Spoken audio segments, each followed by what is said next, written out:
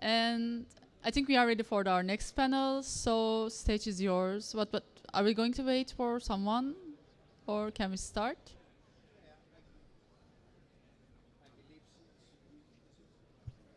On? Okay. Yep. I believe since we are already late, Okay. we can start. If Okay. if he finds out, maybe he's gone because we were late. So doesn't matter. We're gonna start anyway. Okay, then. Stage is yours. And shall we start with short introductions, like a 30-second pitch of who you are and what are you doing and why you're here? Right. Thanks for the invitation, and it's an honor to be here. And I want to thank Michalis for inviting me here to Thessaloniki. My name is Ivan Apostolski, or Apostolis, as they call me. I'm an art director at New Moment, New Ideas company in Belgrade, Serbia, Veligradi, Serbia.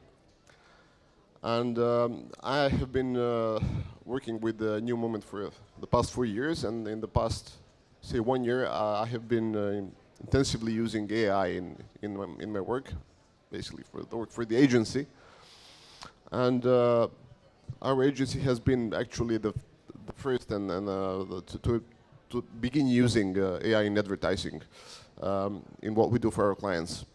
And there's been a lot of talk on this, and it's first of all, I mean, it's mostly fun to do as much as it is useful.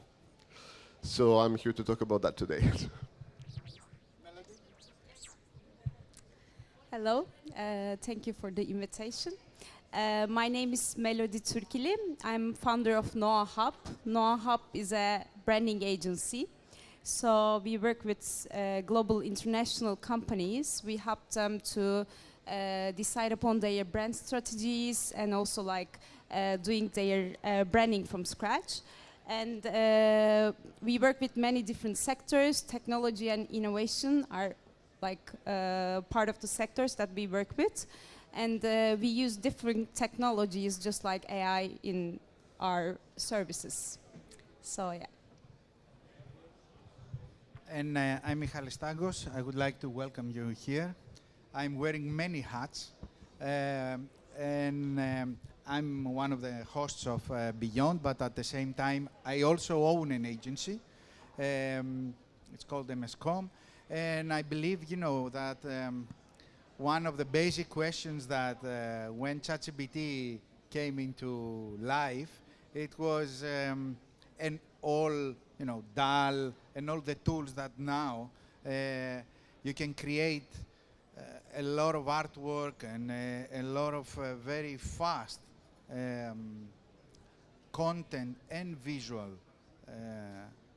ads. Are we going to be out of business? This is something that everybody's been asking. And it's quite interesting that things are developing as we speak. And ChatGPT has evolved a great deal during the past few months. And so has the famous engine called Midjourney that I'm a fan of. And aside from that, you know, there's been an interesting thing. Even though these tools are available, and they're available to everybody, still, our clients and people who need something done, they still hire us to use these tools in order to get the desired result. Which means that not yet has everybody began using these tools, because I guess people still have a lot of faith in creatives, in creative people.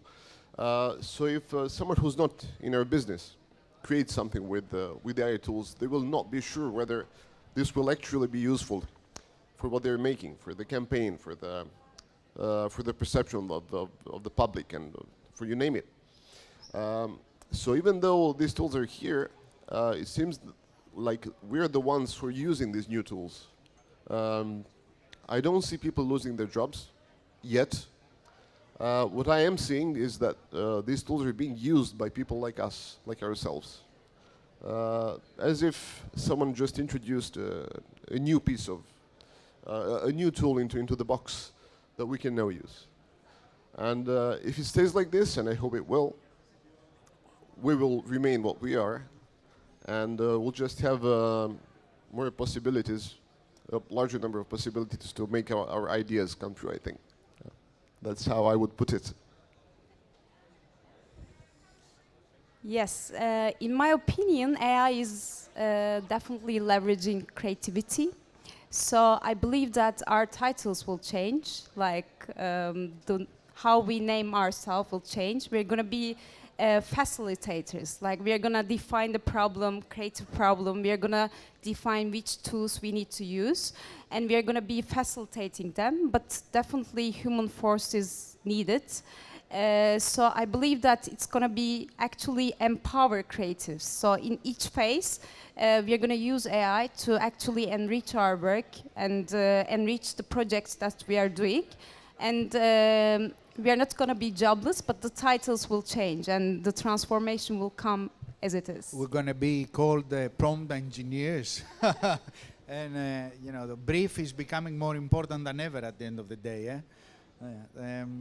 Okay, can you identify a bit more in what specific ways can AI enhance the creativity of brand campaigns? Because what I've seen is that, you know, the tools are actually making very sophisticated, very difficult creative that in other terms could take much more time and also a lot of more of brainstorming and a lot of many more people involved in the process.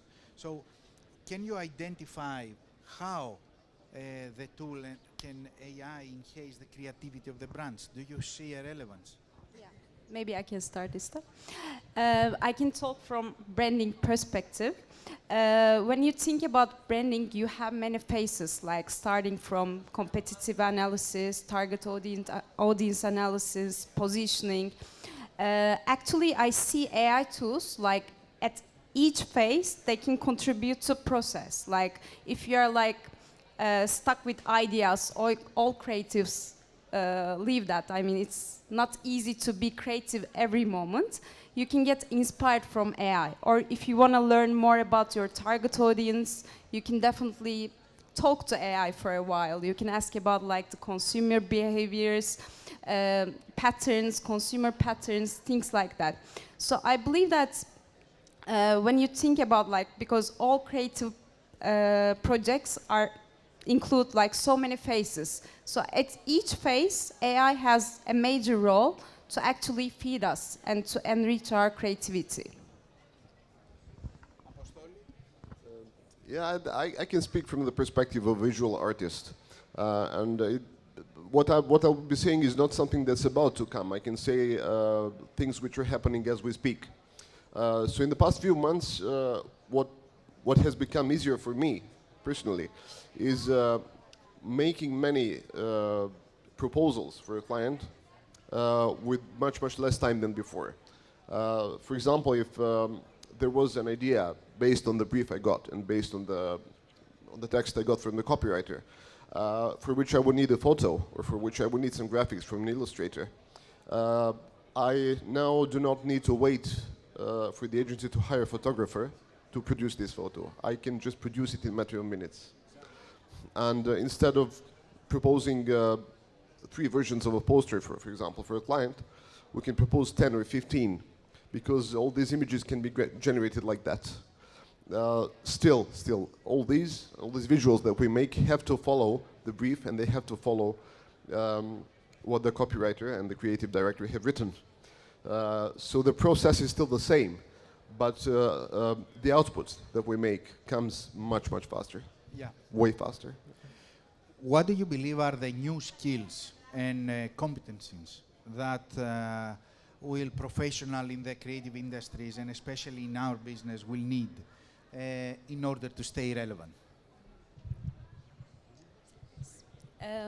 First of all, we need to learn faster, because not just AI, but so many new technologies are arriving in creativity world every day. So we need to adapt faster. In my opinion, we need to develop the consultancy mindset a lot, because there are like lots of options there are lots of different tools that can actually optimize our work. So what we need to do actually is to define the problem and then find the solutions that can actually solve the problem. So in order to that, we need to have this meditative mindset, I believe, because there are so many, things happening in the market as well.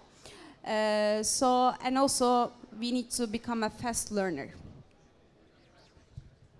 Yes, well, what I would mention is that there's a positive side to this technology, that when using these new tools, one needs to be informed.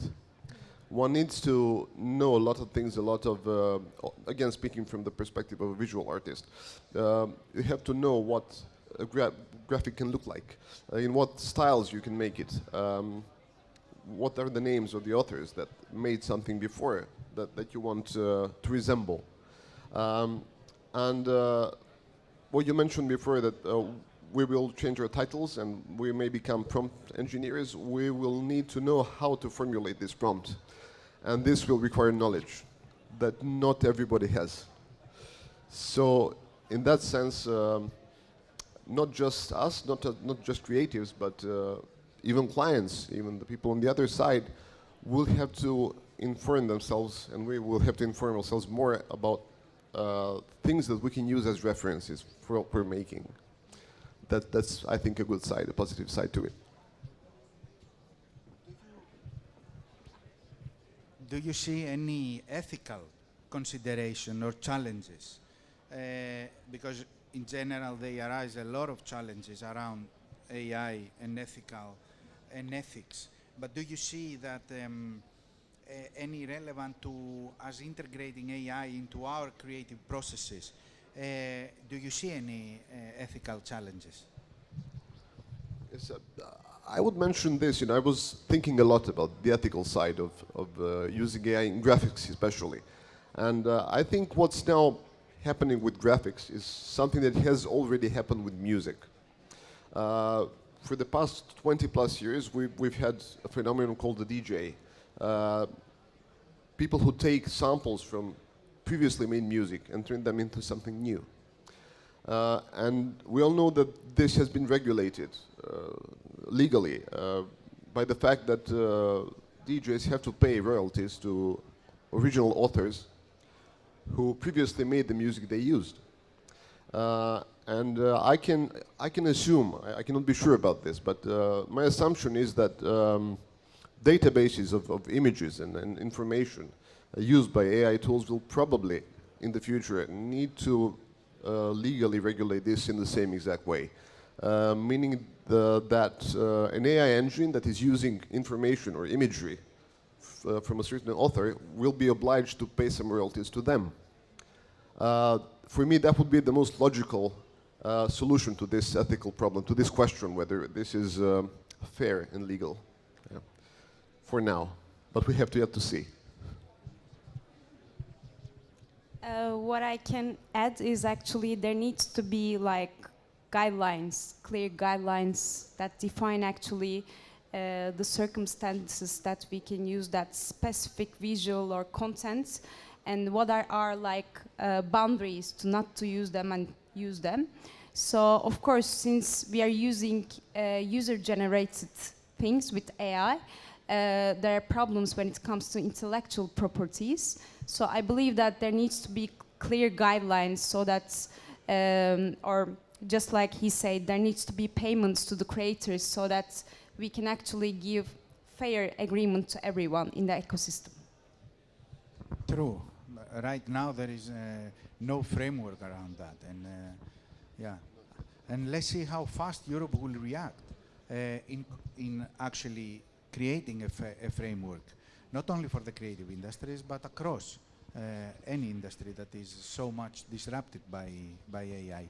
But do you have any stories, success stories, or not, or cases where you used actually AI and AI played a significant role in driving a brand growth and achieving marketing objectives?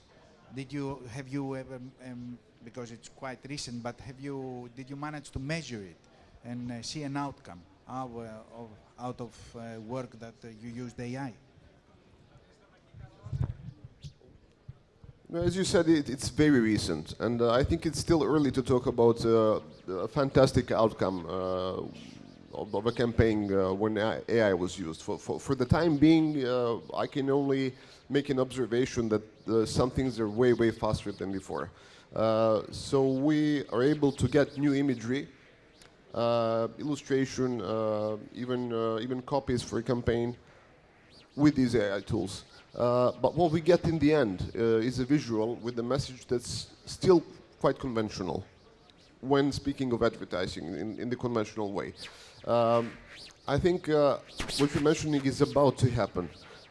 In a while, we may, using AI of course, we may find new ways to advertise and new ways to come up with creative solutions which are yet unseen.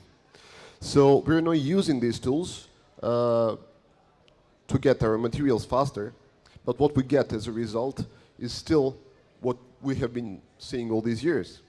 And actually we're waiting for the moment when there will be something that's groundbreaking, a whole new media, a whole new way of communication with the public. That's yet to be seen. I can again talk from branding perspective. What we are providing to some startups and ventures is actually a service called minimum viable branding, just like minimum viable product, because they need to be fast and furious sometimes. And because of that, we need to provide service maybe in 2 weeks. And with all like logo, brand story, assets and everything, then we got inspiration from AI a lot, because then maybe they need a like service, they need these assets for a like short time, they need to just test market and then come up with an actual branding. So I can say when it comes to being faster, AI helps a lot and provides outcomes for now. That's a very good pass to the next question, because by using this minimum viable branding tool for startups, why do you do it? Because you save time, but also it's at a lower cost for the startup, right? Yeah, that's true. So do you think that will pose AI and the process of using the tool will pose a threat to the existing prices in the advertising services? Do you think that the clients will come back and say, okay, look guys, you're using these tools, okay, you're giving the brief, but at the end of the day, you're saving a lot of time, you're saving a lot of working hours, a lot of manpower, so there must be a different price for the outcome. Do you see that as a threat and as a challenge? Actually, I think there will be a counterbalance to this, as much as this time required to provide an outcome, to provide a result is lower, and as much as it has shrunk. We do get our materials faster, and we do get our strategies and copies faster, but still, as I mentioned before, people who use these tools are not just any kind of people.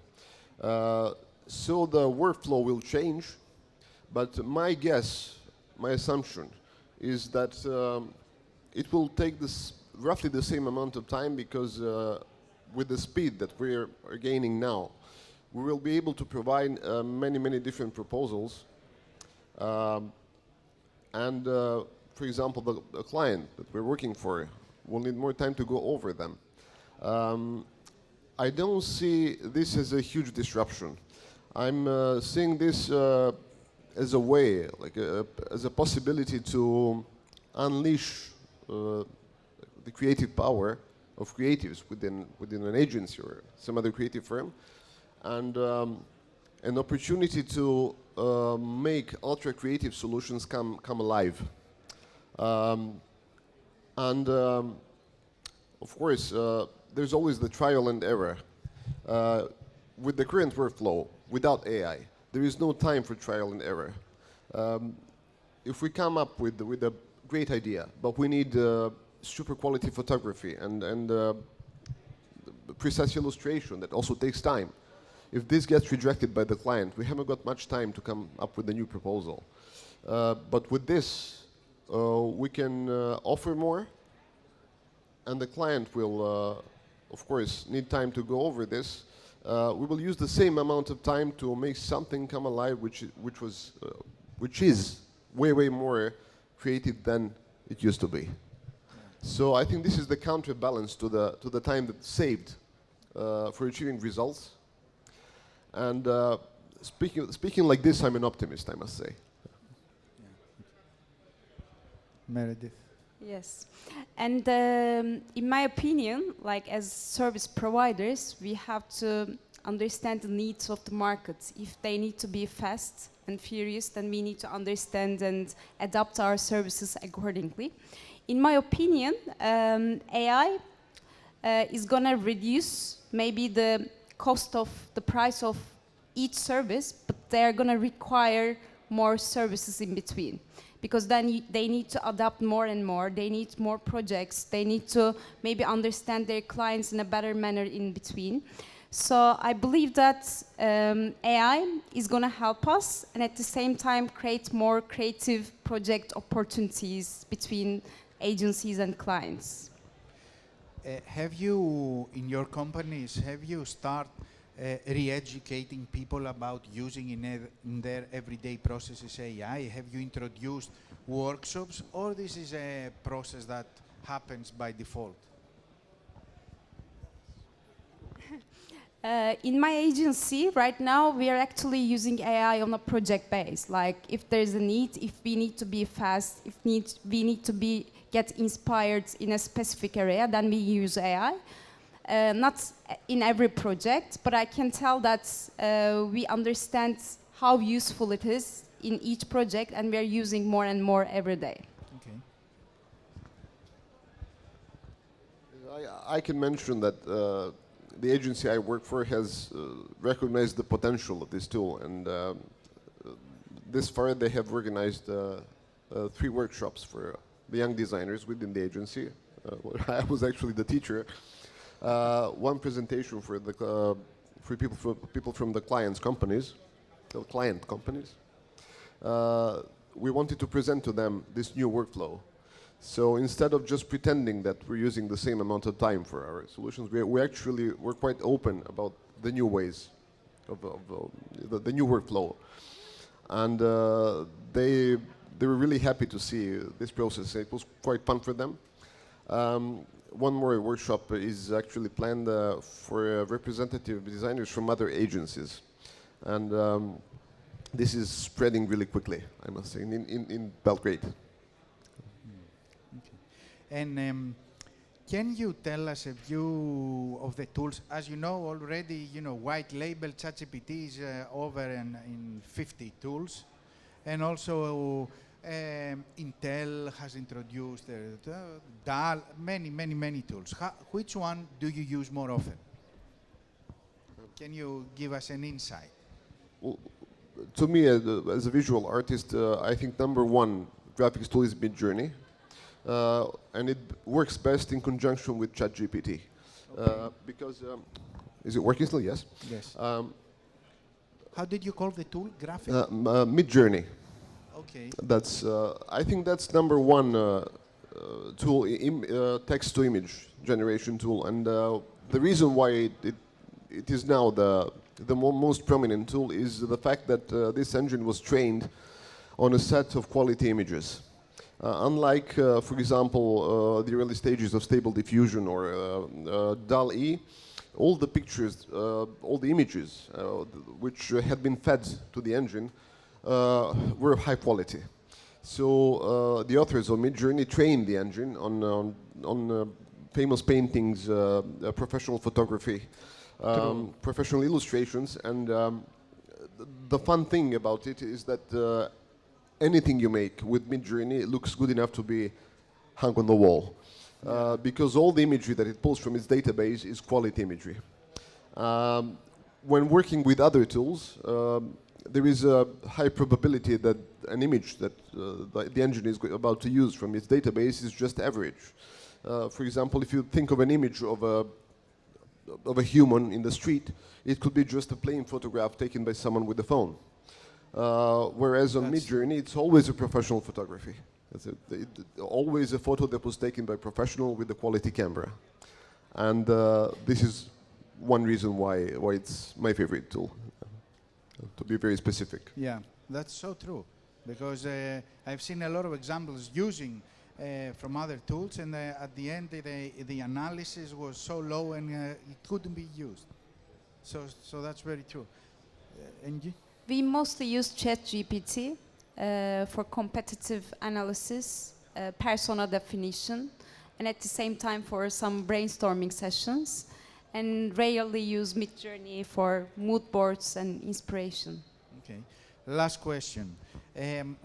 How you believe that the AI-powered technologies can help brands better understand their target audience and create more personalized and engaging experience? No, that's a good question, and I think it's primarily a question for strategists.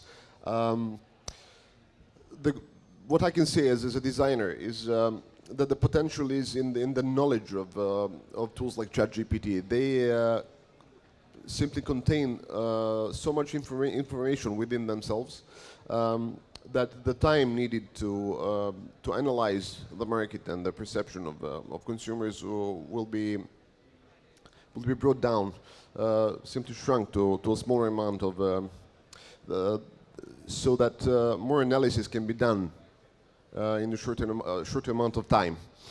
Some assumptions made by strategic planners,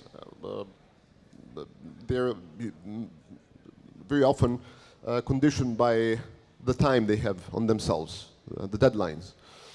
And to make it simple, I think more analysis and more possibilities can be taken into account within the same amount of time. Since I'm just a designer, I'm a visual artist, I can not elaborate on that much, but I think you can. Yeah, I think when it comes to understanding target audience, it's important to ask the right questions to AI. So if you know the right questions, then you can learn a lot about your target group. Let's say like you can actually ask for your competitive market first, and then you can ask each competitor's persona, and you can ask for their pain points, their daily routines, their customer behaviors. So there are actually so many questions to ask. So if you define the right questions, you can learn a lot about your target group in the branding phase. I agree. I totally agree. So I want to thank you very much for joining Beyond this year. Ivan, he's an art director for New Moment. New Moment is one of the top agencies in Balkans, with a presence in Serbia, with a couple of Lions in Cannes, and also they have presence in Bulgaria, in Albania, in Croatia. Am I right? Yes, all of the former Yugoslavia plus Bulgaria and Albania. Just say a couple of words for New Moment for closing. Yes, I'm proud to work for this agency that has been deemed the most creative agency in the Balkans. It's a truly pan-Balkan agency. It covers all of the former Yugoslavia and along with Albania and Bulgaria. I think the agency has managed to make some really groundbreaking ideas come true. Not only with the awards we have received in Cannes, but generally the campaigns we make. The agency allows us creatives to make some ideas which are unconventional and innovative be implemented. And that's why it's been my pleasure to work with this agency for the past 4 years. And Melodi, thank you also very much for being with us. Melodi is the founder of Hub Noah Hub, which actually is an agency transforming brands and helping brands to realize their goals. Tell us a couple of things as we close it. We are a branding agency, but we have at the same time strong roots in strategy. So we mostly work with technology and innovative companies and helping them to transform their businesses when they're opening into new countries, like they're doing globalization, and they're actually transforming their businesses to reach new goals. So we are doing their repositioning, branding, and all the brand assets around it. Super. Thank you. Thank you for being with us today. Enjoy the rest of the conference, and let's have some fun in Thessaloniki as well. Yes. Take care. Thank you for inviting and the great organization.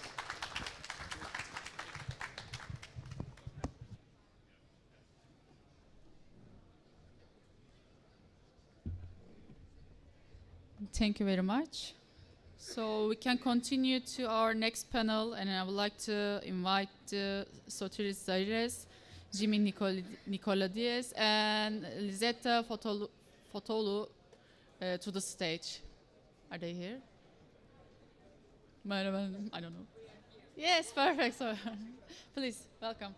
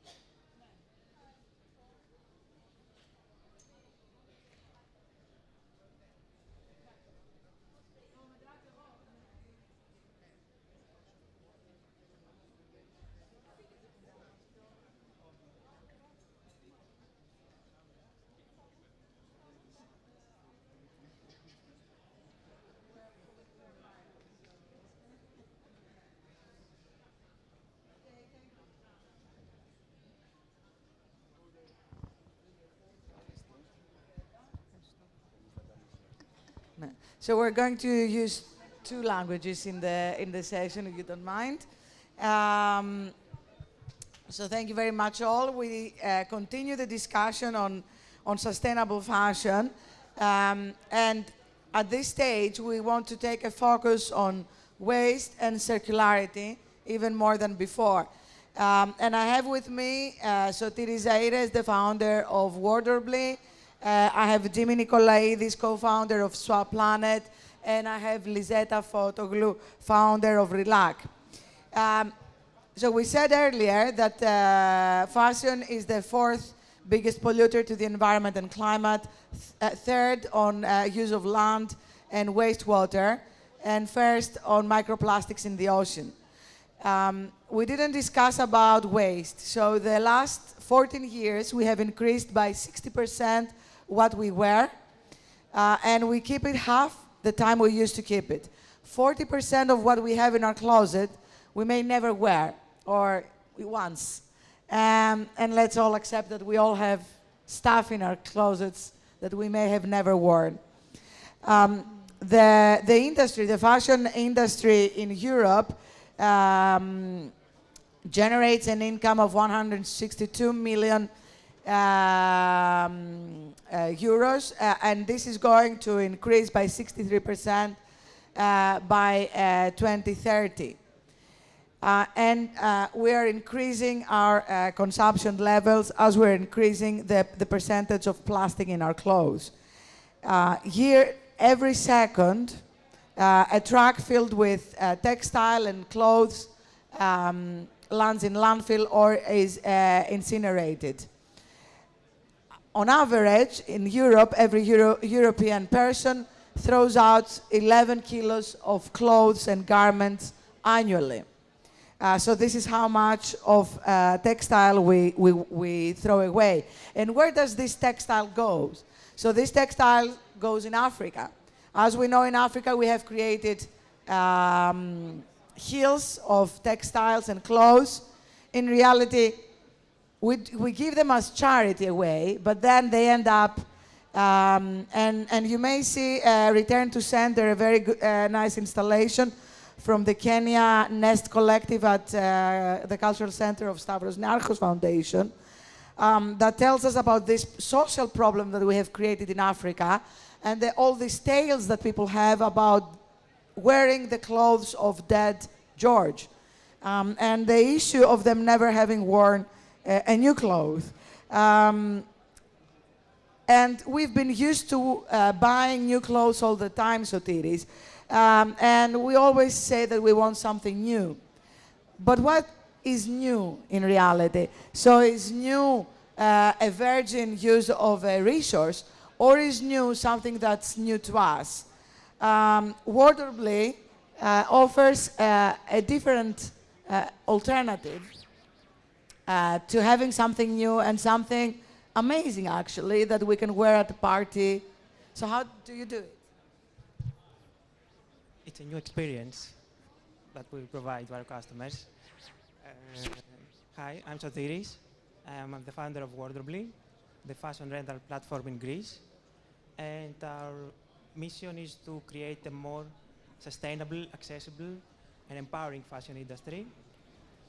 Wardrobely is a tech-enabled fashion rental service that empowers smart and fashion-forward women to rent designer dresses and bags for their next event at a fraction of the retail price with an easy and eco-friendly way. We provide our customers with the fashion freedom to try new styles and new trends without the commitment to own an item, to save money and time through our convenient service, and also create a positive income because they are part of a circular model that promotes the reuse of each cloth and says no to fast fashion. And how it works? You can simply book and pay online the item you desire for 4 or 8 days. We ship it to you at your door, and then you wear it and enjoy it at your event, and then you freely return it to us. As a business model, we are purchase our inventory from partnered brands and retailers, and our goal is to create partnerships on a commission-based model. So we could share our revenues with brands. Tell me something more about the usage by women. It's mostly women, isn't it? So what do they gain? Yes, how do they use this? we focus more on women that wants a dress for an event, and we're solving the I have nothing to wear moment in front of your wardrobe. So we are one-off rentals. If you want an item, for example, for a longer time, you could use a subscription rental model. Or if you want a dress or a cloth for a year, for example, maybe it's better to buy something that you will resell it. So we focus on the one-off rentals for special occasion, events, and also trips. And what can I find in this platform? What type of brands or clothes? We have mostly some Greek designers, of course, because we live in the local market, to try top designers that you cannot buy, and also international brands. We focus on dresses and bags, but we want to provide a wide variety of our inventory. And by renting an item, we extend the life cycle of each item. And for example, an example is from our research that if you rent a dress that is on average 300 retail euros price, instead of buying it and wear it only once, then you can save more than 300 kilograms of CO2 emissions, which is an equivalent of over 1,500 driving kilometers with a car. Okay, excellent. That's awesome. Thank you very much. So, Jimmy, you're still making an offer of digital fashion on circularity, and we're talking about manufacturing as a service. So the manufacturing, you don't sell the actual product, but you sell a service. And what is that? What's swapping? So I'm one of the 3 co-founders of Swaplanet, and we know that kids grow fast, but their clothes don't. So they need a constant supply of clothes. And this is very expensive for families because they have to spend money every year. It comes up to hundreds of euros a year. And these items have short useful lives. So what we designed was a platform for parents to swap what they no longer need and get the next set of clothes that their children need. And we wanted to design it so that it's effortless and easy for the parents because we know they're busy. They don't have a lot of time to try and sell their clothes on marketplaces. So we handle the full operations. Once they send us the clothes, we sort them, clean them, photograph them, do the product listings, and we give them credit in our virtual currency planets, which gives them access to the lowest prices on our platform. This way they save money and they help the planet. Up to now, we've received over 100,000 items.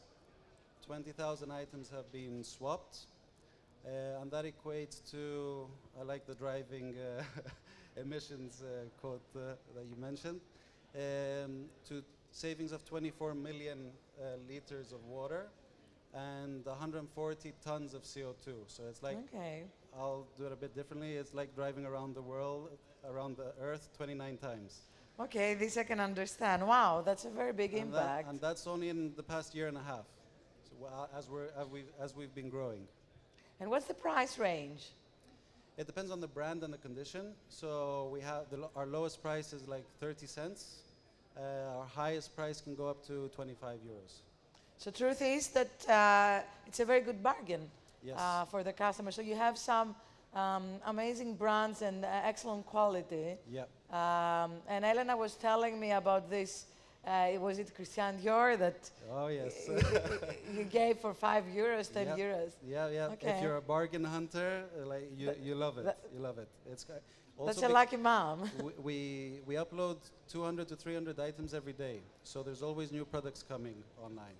So we only have 1 item of each piece. So you need to act quick to get it.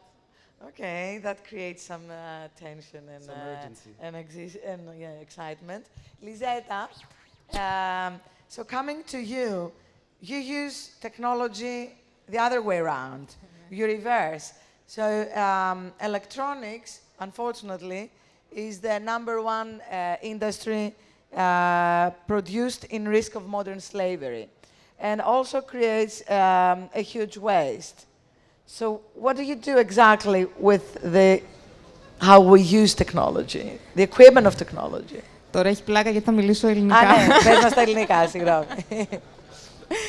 Λοιπόν, εγώ είμαι η Lizetta Fotoglou, είμαι ιδρύτρια της Relak, είμαι εικαστικός κυκλικής οικονομίας και χρησιμοποιώ την τεχνολογία με ένα διαφορετικό τρόπο. Παίρνω δηλαδή τα υλικά που χρησιμοποιούμε στον 21ο αιώνα για να επικοινωνούμε και για να γίνονται όλα αυτά τα ωραία που αναφέρανε εδώ και τα παιδιά.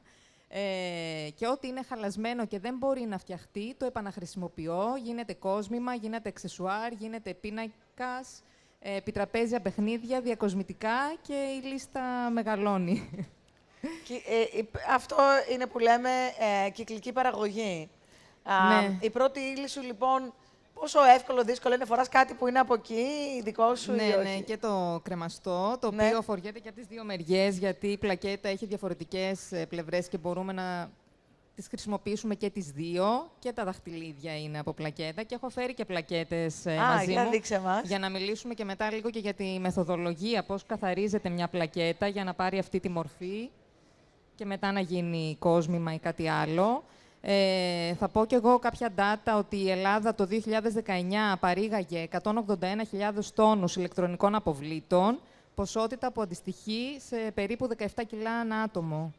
Οπότε είναι πολύ μεγάλα και εκεί τα ποσοστά. Και επίσης γνωρίζουμε ότι παράγουμε πολλά περισσότερα από όσα μπορούμε να ανακυκλώσουμε ή να επαναχρησιμοποιήσουμε και γι' αυτό παράνομα, όπως ανέφερες πριν με το παράδειγμα στην Αφρική, έτσι γίνεται και με τα ηλεκτρονικά απόβλητα. Πάρα πολλά από την Ευρώπη, Αμερική, Κίνα, Ρωσία καταλήγουν Μου έλεγες και ένα παράδειγμα από ένα ντοκιμαντέρ που είχες δει. Θα πούμε και τα ντοκιμαντέρ. Το ένα είναι το e-Life, υπάρχει στο YouTube, και το άλλο είναι το The Light Bulb Conspiracy, όπου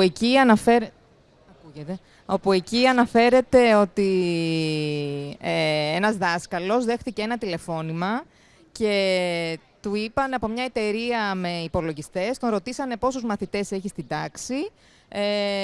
Είπε αυτός 30-40, λέει, θα θέλατε να σας κάνουμε δωρεά υπολογιστές για τους μαθητές σας και τις μαθήτριες. Απάντησε θετικά, ευχαρίστησε, και οι υπολογιστές που τους στείλαν ήταν όλοι χαλασμένοι. Τραγικό. Και μου πες ότι είναι και γνωστό brand. Ναι, δεν αναφέρεται τελικά, δεν αναφέρεται. Απλά αναφέρει ότι από την Ολλανδία στάλθηκαν οι υπολογιστές. Στην Ολλανδία καλά. Ναι. And coming back to you and switching back to English, Sotiris. So I would like to learn more about the technology behind this circular fashion platform, the rental, which you know, and we have discussed how much I love rentals, and I was waiting for something like that to happen in Greece. So what is the technology behind that, the whole logistics? We are in the fashion world, but as a company, we are fashion, technology, and logistics company. And we use tech tools to deliver the best quality service so that we could create an incredible experience for our customers. I could say three cases. The first one is that we use business intelligence tools and data analysis so that we can find what our user searches about the trend, the styles, when they search for a garment, the volumes they want, which are the top dresses or styles that they want for an event. And at the same time, we get feedback from every rental as a review where our customer can put their information about their size and the fitting of each dress, and analyzing it, and also on top of that enable tools from the AI. We could predict peaks and forecast the demand, and also personalize the experience. Secondly, we are a circular business model, so we need to build our own inventory system so we can track each garment at every stage of our process. With that, we can optimize the fulfillment order process, taking into consideration the time to ship the item, to return the item, the time to clean it, potential repairs we're going to do.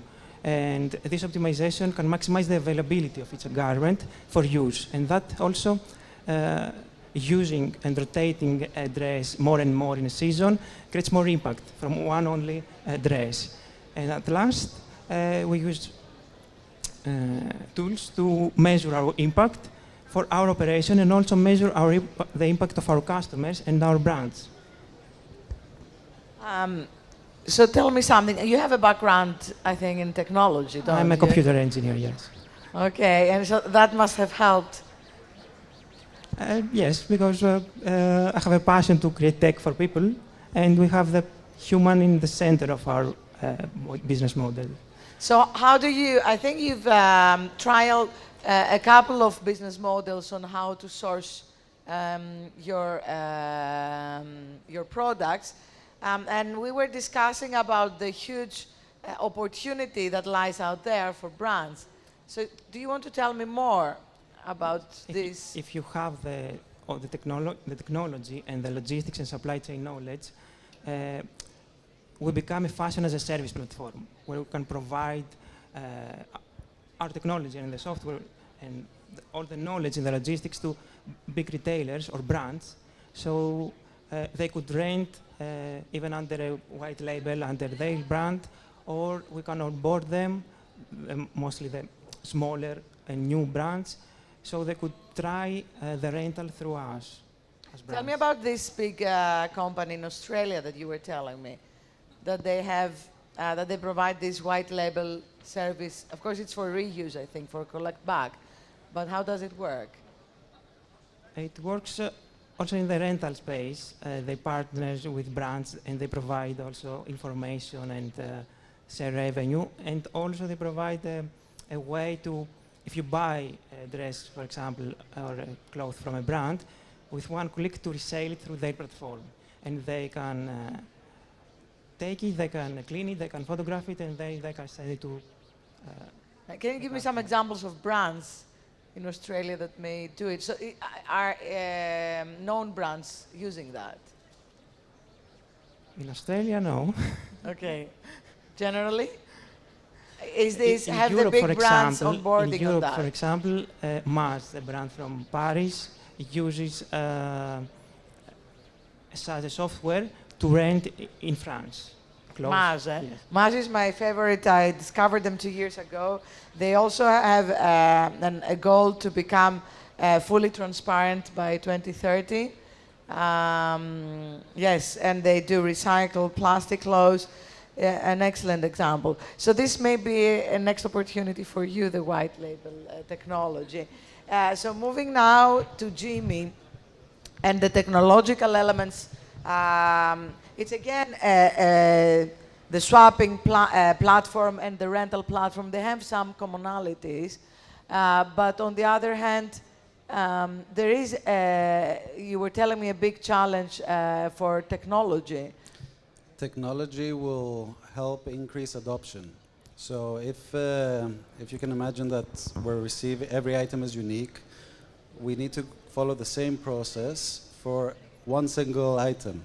All the fast fashion companies have the style. They take all the photo shooting, make it beautiful, appealing, product listings, and then they sell thousands, millions of the single piece. So that investment is broken down over time. In our case, we need to make our operations so efficient that the cost doesn't go too high. So the sustainable option is still the most affordable option, because when people think of organic or sustainability, they think, oh, it's going to be more expensive. So in order for us to increase the adoption, we need to make it the go-to choice. So by applying technology in our operations, which is what we've done, we've optimized the process so much that the unit costs are very low. We can offer affordable prices, and we can deal with the volumes that will come. Because now we've received 100,000, and this is at a smaller scale, in a smaller country. When we go outside to Europe, it's 10 times bigger, so we need to have that volume and efficiency. At the same time... So is this a goal? This is a goal, yes. Okay, For next year, we're out. Okay, that's nice. The other thing is that we're receiving so many clothes from our customers that we can use AI, because we have all the data points where we know what brands they like, what colors, the ages of the children, so we can really personalize the experience for them so that we present exactly what their children need at that specific time. In addition to clothes, we're also adding other product verticals. So books, shoes, toys, and accessories in the future. So all these items are used for very short periods of time. So it's a shame to keep on having to buy new, because all these resources... Does the same customer that gets something from swapping from you ever brought the same item back to be swapped? It has happened, especially in the very younger ages, like newborns. We have seen clothes come back, and that was... That's very satisfying. Yes, it was. It was because, remember when they ordered it, now it's back. Like the whole team they really believe on circularity. Yeah. We started our first, as Fashion Revolution, clothing swap, the Grand Fashion Revolution clothing swap. And I know that people keep asking us and sending messages, when will you do it again? So people love swapping. Yeah. What's the demographic of your customer? So, obviously parents. Yeah, okay. Mostly, I would say 90% are mothers. Yeah. Between the age of 25 to 45. They have I would say the average is around 2 kids. And the ideal is when they have a boy and a girl, because they can't reuse those clothes. So they need to give them somewhere and exchange. Thank you very much. Going to Lizetta. So, Lizetta, you're doing something very creative. Upcycling is really hard, it's challenging, but it's extremely useful because it is a true value when we talk about waste and about our planet. I would like to share, if you can share with us the methodology that you use. How do you upcycle motherboards and electronics? Επειδή ασχολούμαι πολλά χρόνια με αυτό το αντικείμενο, βρήκα μια δική μου πατέντα. Όλη η δουλειά γίνεται στο χέρι. Εννοείται ότι υπάρχουν δυσκολίες. Η πλακέτα είναι ένα υλικό αρκετά σκληρό, είναι άκαμπτο. Έχω βρει τη μεθοδολογία να την... μπορώ δηλαδή πλέον να της δίνω μορφή και είμαι χαρούμενη γι' αυτό. Απλά χρειάζονται κάποιες μέρες για να γίνει αυτό, δηλαδή είναι αυτό που λέμε slow fashion. Τελείως. Να πούμε ότι δεν υπάρχουν απόβλητα, ότι όλη η δουλειά γίνεται στο χέρι, όπως είπα και νωρίτερα. Όταν χαλάσει λοιπόν ένας υπολογιστής, έρχεται σε μένα, αφαιρώ την πλακέτα, την οποία καθαρίζω. Όλα αυτά που έχει πάνω η πλακέτα, τους πυκνοτές και όλα τα υπόλοιπα, καθαρίζονται ένα-ένα στο χέρι, ούτως ώστε να μπορεί μετά εύκολα να κοπεί και να τροχιστεί. Γι' αυτό είναι σημαντικό να έρθει σε αυτή τη μορφή. Πάντα με μάσκες, γάντια κλπ. Χρησιμοποιώ πλακέτες, δίνω όλες αυτές τις πληροφορίες, γιατί είναι πολλοί κόσμος που... και σχολεία, γιατί κάνω σεμινάρια και εκπαιδευτικά εργαστήρια στα σχολεία, και είναι σημαντικό να ξέρουν και οι δάσκαλοι και οι καθηγητές κάποια πράγματα, ότι πάντα πρέπει τα παιδιά να παίρνουν μέτρα ασφαλείας. Και είναι πολύ σημαντικό γιατί εγώ χρησιμοποιώ πλακέτες σχετικά πιο πρόσφατες, από το 2010 και μετά, γιατί έχει να κάνει με αυτά που έχουν μέσα οι πλακέτες. Οπότε, αφού η πλακέτα έχει καθαριστεί και είναι σε αυτή τη μορφή, τότε πάνω εδώ γίνεται ο σχεδιασμός και γίνεται με τέτοιο τρόπο, ώστε να έχω όσο το δυνατόν λιγότερη φύρα μπορώ. Επειδή το κάθε σχέδιο είναι διαφορετικό, πρέπει να... Ιδέα. Έλαντε. Κάποια στιγμή βρέθηκα να έχω πολλούς υπολογιστές σε ένα χώρο που έπρεπε να αδειάσει. Ήδη περιβαλλοντικά είχα τις ανησυχίες μου κλπ. Οπότε άρχισα να ψάχνω να δω τι μπορώ να κάνω με αυτά. Εκείνο το διάστημα ήταν πολύ στη μόδα τα κοσμήματα από τα πλήκτρα, από τα πληκτρολόγια. Και έτσι ξεκίνησα. Και μετά άρχισα να παίζω και με τα υπόλοιπα. Ποια είναι η ανταπόκριση? Ήταν πολύ μεγάλη, οπότε γι' αυτό και συνέχισα. Αν δεις δηλαδή τώρα τα πρώτα κοσμήματα, είναι έτσι πιο παιδικά, να το πω.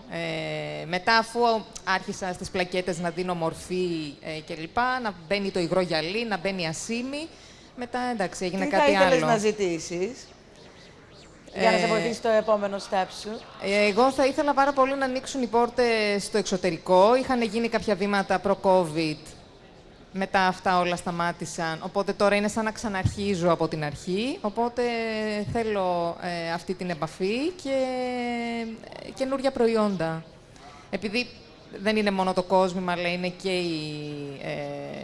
οι πίνακες και ένα φόρεμα που έφτιαξα. Πλέον όσο περνάει ο καιρός, ο πύχης ανεβαίνει και θέλω να χρησιμοποιώ όλο και περισσότερα υλικά από τους υπολογιστές και τις μεμβράνες και τη σιλικόνη που έχουν τα πληκτρολόγια, και έφτιαξα και ένα φόρεμα από σιλικόνη. 26 παλιά πληκτρολόγια επαναχρησιμοποιήθηκαν και φτιάχτηκε ένα φόρεμα το οποίο... Πολύ εντυπωσιακό, να το δούμε αυτό. Μπράβο. Σωτήρη, τι θα έλεγες στην consumer σου εκεί έξω? Και μετά...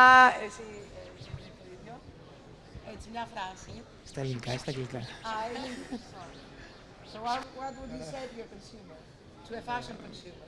Don't buy fast fashion, rent a dress, own the moment, and make an impact.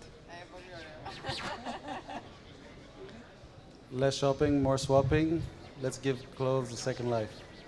Excellent. And we'll close with that. Thank you very much, everyone.